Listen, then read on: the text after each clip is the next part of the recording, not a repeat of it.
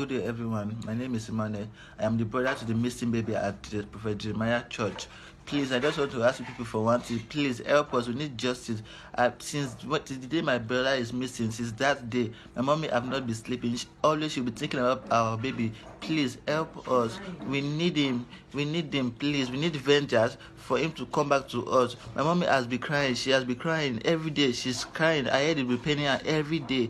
Please, because of this matter, please help us. Because of my mom, please help us. Please, we need justice so that our baby testimony will come back to us. Please, that is all what we need. Please, we need justice. We need justice. Please, everyone, help us. Help us to get our baby testimony. Any way you can help us, please help us to get the baby testimony. Thank you. Love, the brother to the missing baby in Mercy City. Please help us. Nigerian, help us. Please, I beg you. I want us to be 4 back. Now we are 3.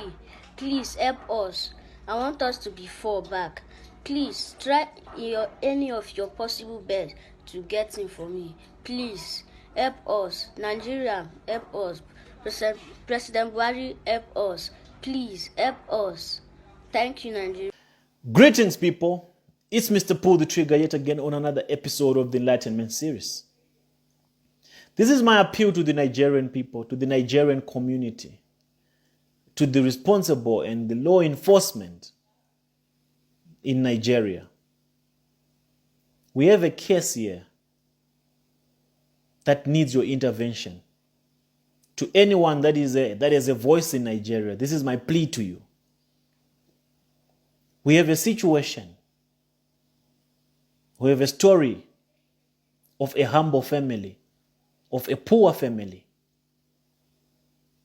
that has been taken advantage of, that is being taken for granted, that is being denied justice, that is being oppressed. This is oppression. That is being victimized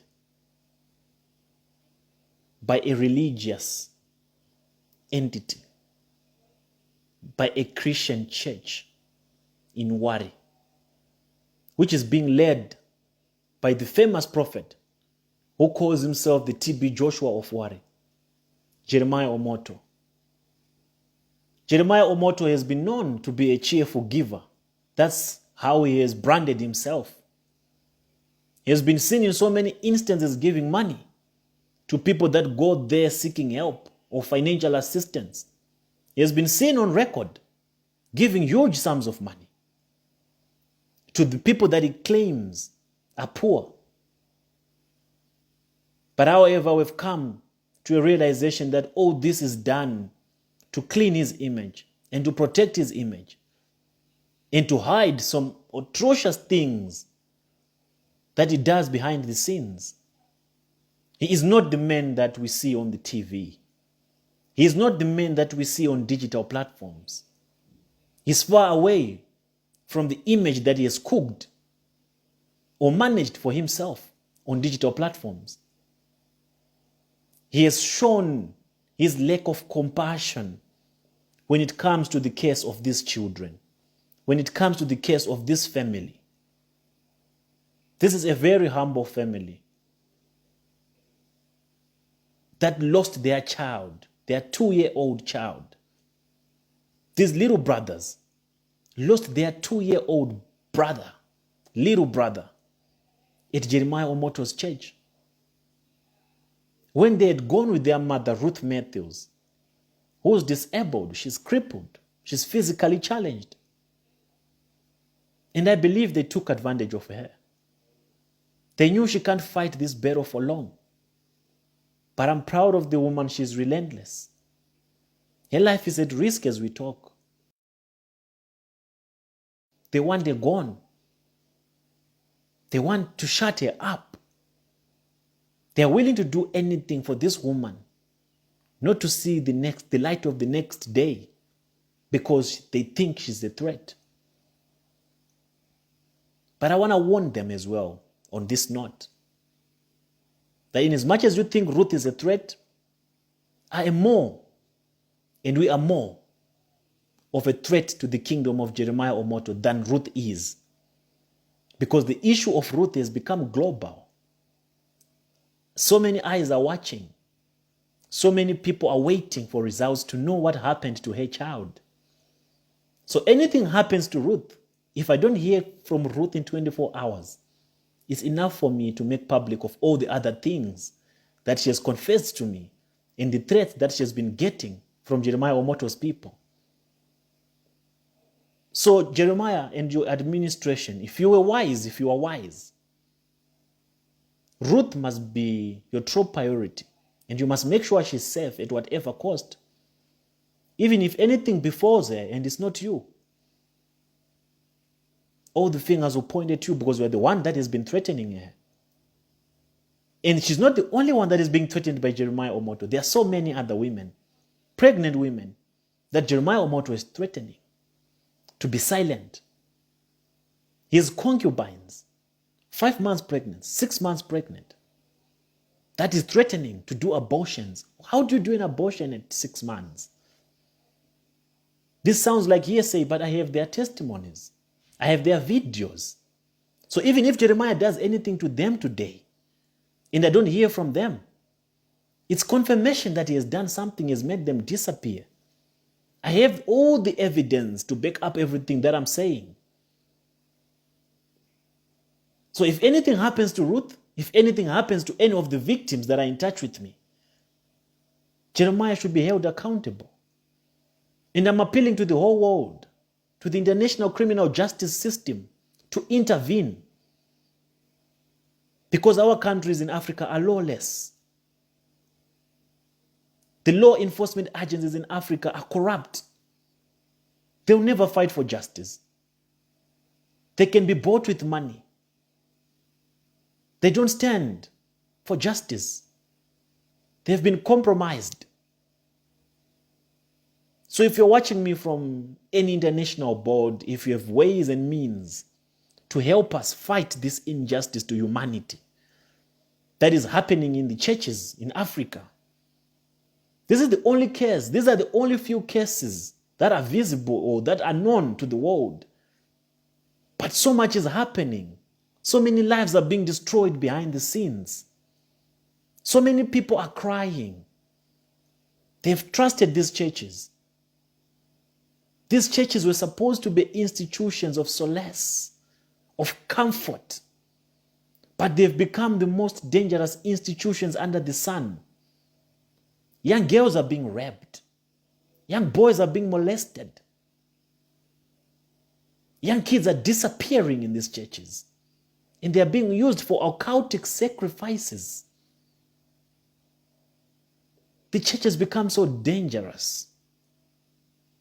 It has hurt so many people. Some are still quiet because they're afraid they will not be heard. And the sons and daughters of these charlatans, they keep on supporting their fathers, their spiritual fathers, as they call them, because they don't know what they are doing. They have not yet become victims. That's why they see the need to support all their atrocious activities.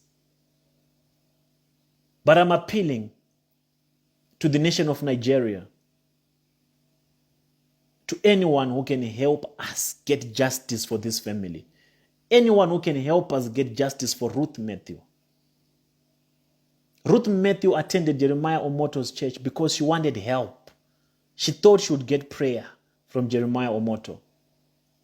She paid money to see Jeremiah Omoto. A lot of money that she had hardly earned, considering her condition. That's not money that she can wake up and get on the table without working hard for it.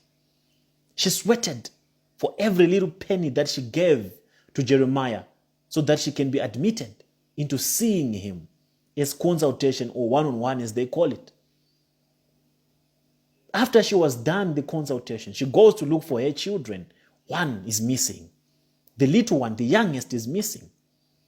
The same one that Jeremiah had admired prior to her consultation with the woman, that, oh, this young man has a bright future. He's going to be a billionaire. There's a star on him that I'm seeing. Are you sure this is your son? Oh, you are very blessed. This son has so much power in him. That's what Jeremiah said the first time he saw that child. So is it by coincidence that the child went missing after Ruth had gone for consultation, and these kids were left at the kids section to play with other kids. And she mysteriously disappeared.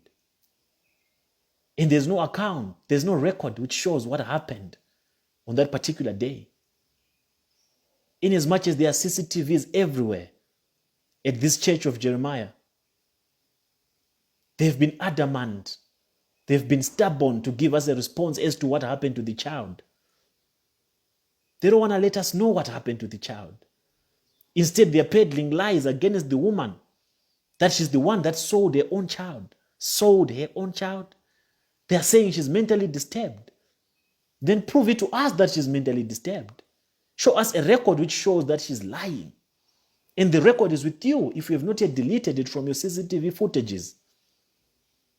And the police that you brought for investigation, we don't even know what happened after the investigations. The young lady even made an effort to approach this popular humanitarian TV show called Brekete to tell her testimony on that show.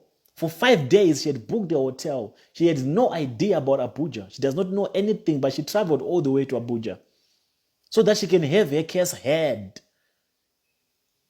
Because she's fighting for justice. She has no peace. She's missing a child. Her child. Imagine if you miss your own child. How will you react? How will you deal with it? That's the situation that this poor woman is in right now. She can't sleep at night. As you heard, the kids are talking, are saying, my mommy is always crying, thinking about her little one. Please, Jeremiah, bring back testimony. Bring back this little one. We don't know how many other kids you have taken with you. And we don't know what you're doing with these kids. Nigeria has been known to be a place whereby these ritual activities are being done.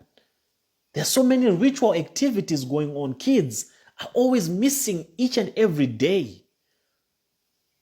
And if you look at the statistics, they target boys. They target young boys. We don't know if they're taking these boys to groom them. We don't know if they're using them, as rats in a lab. If they're grooming them to become their runner boys or whatever. But there are now so many things that you are thinking about concerning the disappearance of these boys. But my appeal on this video is about the missing child testimony that disappeared at Jeremiah Omoto's shrine. We need everyone to be on board, and we are not going to drop this case until justice has been served. We are not going to stop talking about this case until Ruth gets her justice. There is nothing that can be done to cover up this matter until the testimony has been found. Until we know what happened to testimony. We will fight for Ruth until we get justice for her. And nothing is going to happen to her. Nothing was going to happen to her. She'll be alive to tell her story. I know, Jeremiah, you're doing everything you can to silence her. I have proof of everything that I'm saying. The threats, everything. But I'm just waiting for the right time. I hope that right time doesn't come before you do the right thing. So please, people, help us bring justice to testimony. Help us bring justice to Ruth Matthew. She needs our help to fight this case. She can't fight it alone. She's incapacitated. I don't know where you're watching me from. If there's anything you can do to help us fight this and win this. Victory to her is a victory to all of us. It's a victory to many. This is crime against humanity. And it's happening in the church. It's happening in the church.